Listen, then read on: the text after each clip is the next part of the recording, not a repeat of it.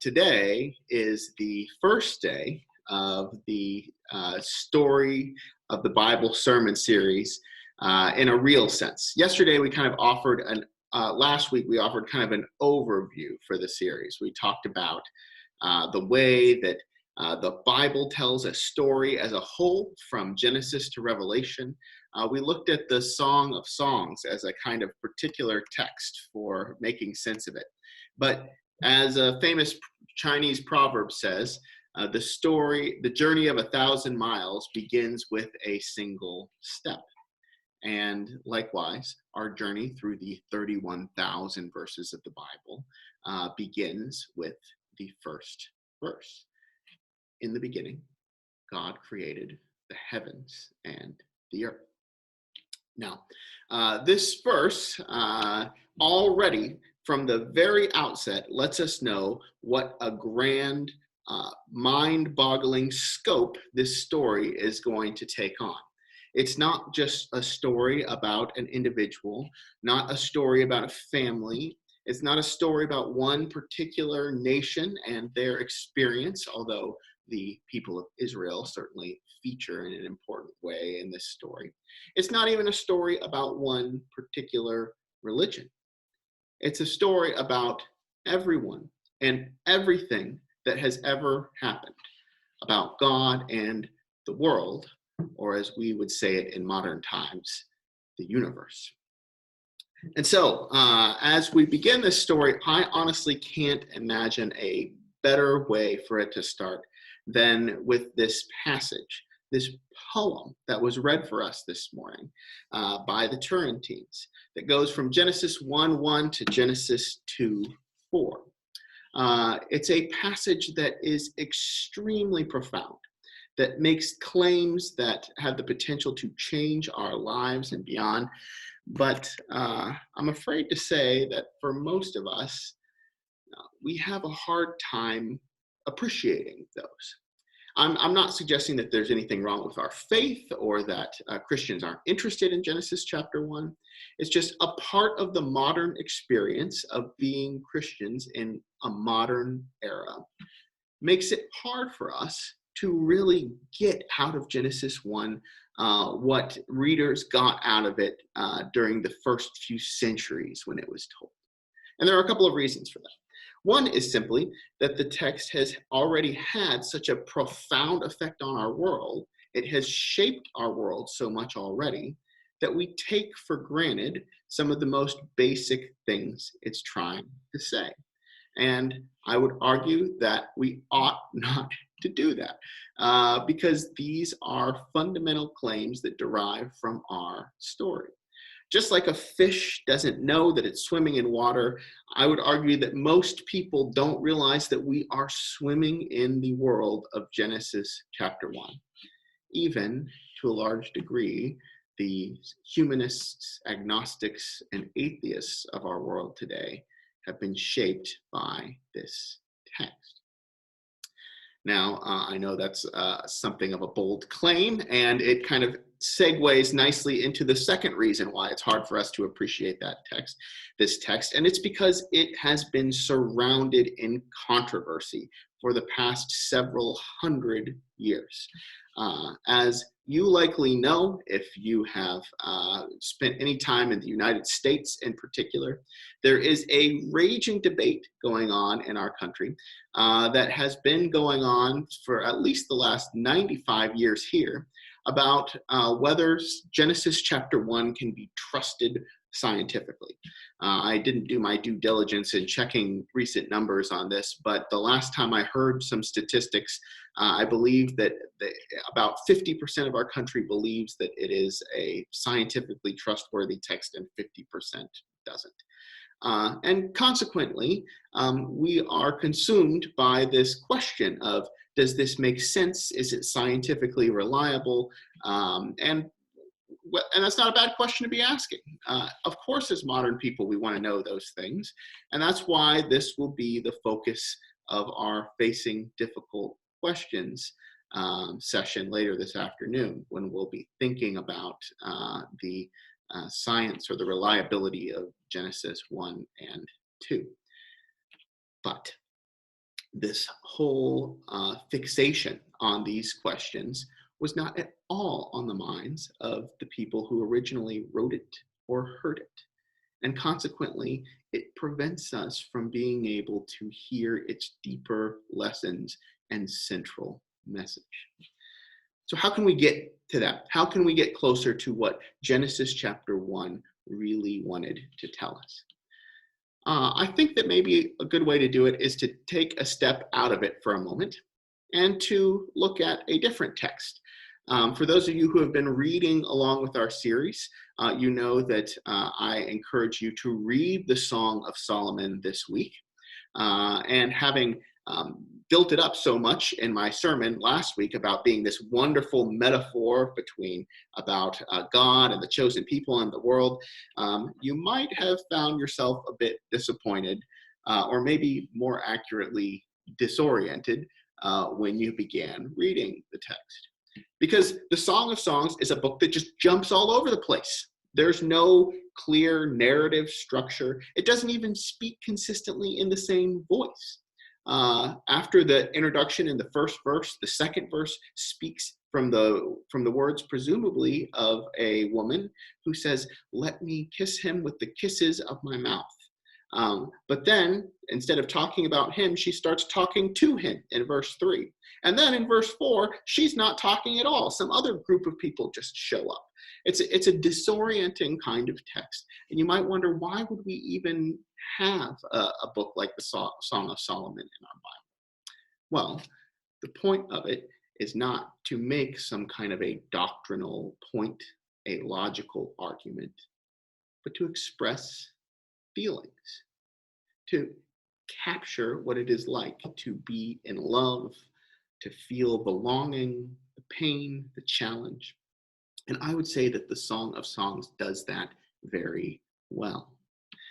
So, for example, this excerpt here from chapter 3 of the Song of Songs. All of a sudden, we find ourselves in a scene that we know almost nothing about, but it's powerful nonetheless. It goes like this. "Upon my bed at night, I sought him whom my soul loves. I sought him, but found him not. I called him, but he gave no answer. I will rise now and go about the city, in the streets and in the squares. I will seek him whom my soul loves. I sought him, but found him not. The sentinels found me as they went about in the city. Have you seen him whom my soul loves? Scarcely had I passed him, when I found the one whom my soul loves. I held him and would not let him go." Now, at the beginning of this story, we don't know anything about the speaker. We don't know about the circumstances that led to this. We don't even have a clue about what kind of relationship she had with this one whom her soul loves. In fact, there are a couple of different ways you could think about it. It's possible that this was just a person that she met passionately, but she woke up in the middle of the night and he was gone before she knew it. It could be that this person was a spouse whom she had known for many, many decades, and she was used to turning over and seeing him in her bed every morning, but one night in the middle of the night, he's not there. Or perhaps the one whom my soul loves is a way of speaking about a soulmate whom she had not met yet.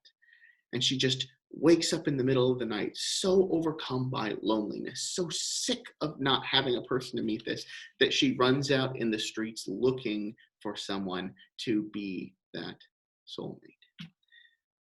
Any of these readings are plausible. Some may be more plausible than others. But ultimately, the feelings that it conveys are the same.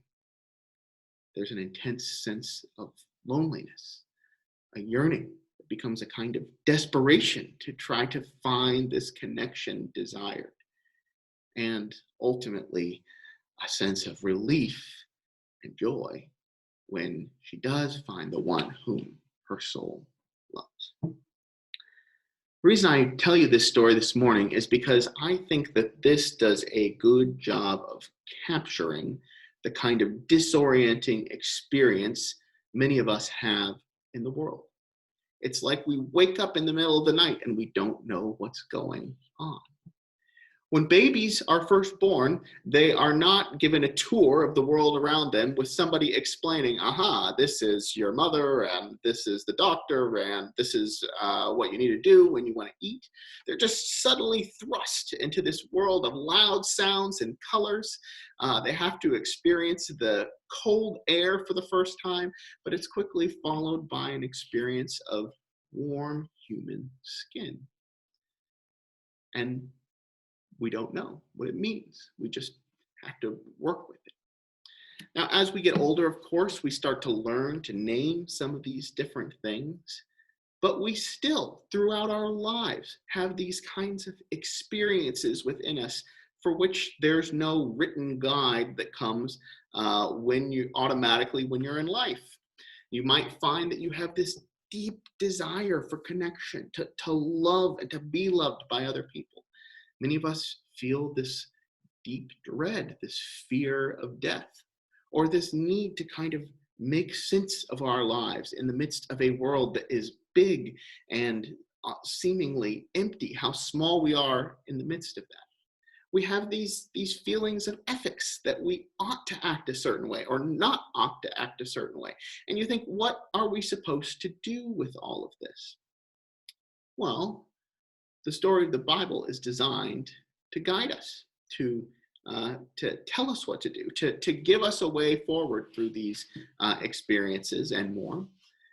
But this first act that we are in, which I have called the backstory, from Genesis 1 to Genesis 11, comes before the Bible offers us any guidance or any answers. It's trying to orient us to the world we are in. It's trying to tell us what that world is really like. And so I want to just pull out a couple of things that Genesis is teaching us, not just about how the world came to be, but what the world that we live in is like. Now remember, these might not sound revolutionary to you because in a large degree, they've shaped the world that we live in. But we still should not take them for granted. So the first thing that I observe about this text is that the world is orderly. There is a kind of order to it. The poem of Genesis 1 is laid out in such a pattern, in such a rhythmic and progressive way. God creates light on day 1. God creates sky on day 2. God creates land and vegetation on day 3, and so on and so forth. Although there are many different things in the world, they all seem to have a place in this pattern, in this plan, and they all fall under the authority of the single creator. Now, what I want to point out is that this is not an intuitive way for people to read, to interpret the world. For most people in most societies around the world, they believed in a multiplicity of gods or a multiplicity of spirits or whatever it was that was out there, because the world seemed to be chaotic and random. On the one hand, you have storms that come, weather that changes. On the other hand, maybe your community goes through periods of health or sickness. Sometimes your life might be going well in one way and poorly in another. Sometimes it feels like the universe is trying to help you. It's trying to make things work out. And at other times, it feels like you are all alone, or even that the universe is out to get you. It is not intuitive to suggest that all of these things have some kind of common force behind them. But that is exactly what Genesis 1 is claiming. And incidentally, that has had a significant impact on, for example, the development of science in the Western tradition.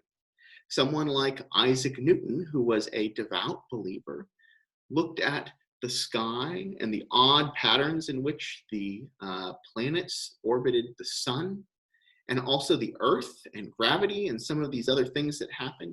And Newton said, there has to be some unifying principle behind here. These aren't just random things. God must have built some laws into nature that explains how they're all connected. And many people in the modern world believe that, yes, there is a order, a cohesion in the world we live in. And we have to be thankful that Genesis 1 gave us that outlook a long time ago. But not only does Genesis 1 say things that we might confirm through science or that spur on science, it also makes claims that go beyond the reach of science. The most significant in this case, of course, being that God saw that the world is good. To say that something is good is to impose a value on it. I appreciated the version of the scripture that we heard this morning because it acknowledged that this word can also be termed as beautiful. And God indeed proclaims that the world is good and beautiful. I find that I have the same instinct. When I hear children laughing, I think that that is beautiful. A sunset is beautiful. That when people are getting along, somehow at some deep level, that's good. Now, that might be an instinct for most of the people around the world. But at best, if you don't have a value system in place, you can say that maybe that is pleasurable. Those things are pleasurable. Maybe they happen to be beneficial because of the way that they affect the chemicals that are in our brains or the way that they work for the benefit of our society. But we are able to make the proclamation that they are intrinsically good because God sees them and declares that they are good. Now, the part about this that is counterintuitive is that we also see things in our world that we would declare are bad, are evil. There are people who just do cruel and hateful things to one another, and the language of evil comes to mind. This doesn't show up anywhere in Genesis chapter 1. And you wonder, well, how did this evil come to exist? Well, the radical claim that Genesis is implicitly making is that evil does not have an intrinsic existence of its own. That evil is just kind of a perversion, a privation, a deviation from the good. That it's not like good and evil are two equal and opposite forces that exist in the world, but there's just good that has somehow gotten twisted up and mixed up and needs to be straightened out. And I would say that this also means that for each of us, even though we struggle with sin and temptation, even though humans can certainly do evil things, at the core of what is in us is something good. The jealousies, the vengefulness, the pride, the arrogance, none of these suggest that we are ultimately evil inside, but that our good instincts have just gotten out of alignment and we need God to fix them.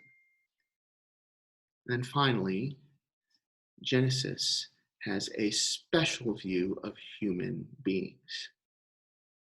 In the story of Genesis, humans are not just fodder for the divine, for the God to use to their own discretion. They're not just another one of the animals or creation. They have a special role. They are made in the image of God. They alone can see the good that God can see in the world. And it not only gives us a status of significance, but it gives us a role, a purpose, a way to make sense of our existence in that world. Now, I am very grateful that by and large, our world has subscribed to this idea, at least in theory.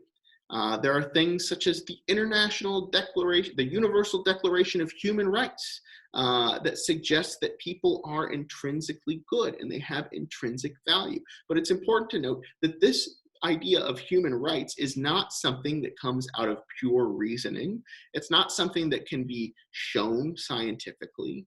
It is ultimately a claim that comes out of faith, that comes out of a story that God has a special significance for human beings, and therefore we need to treat them with the highest dignity and care. In the Bible's story, humans have a particularly important role. And that is something that carries on throughout the rest of the story from Genesis to Revelation. Now, as we move on in the next few weeks through the story, we are going to encounter the ugliness that Genesis chapter 1 doesn't even mention. We hear about sin, we hear about evil, we hear some horrific stories of things that people do to one another, and ways that people have deviated from what God wants for all of us. However, as that goes on, remember that the goodness never disappears. Even when the world turns on God, even when the crowds turn on Jesus, even when the nations oppose Israel, God never forgets that the world was created fundamentally as something good. And even as we find ourselves in this kind of chaotic situation today, where it is not intuitive to us that God is here, that God is caring for us, that that the world is a safe and okay place, we can still be comforted from this poem that assures us that yes, God created the heavens and the earth, and God saw that it was good, and God created the light that we see each day. And God saw that that was good. And God created the plants and the animals, the seas around us. And God saw that that was good. And God created each and every one of us. And even when it doesn't seem like it, it is good. And we are in the hands of a good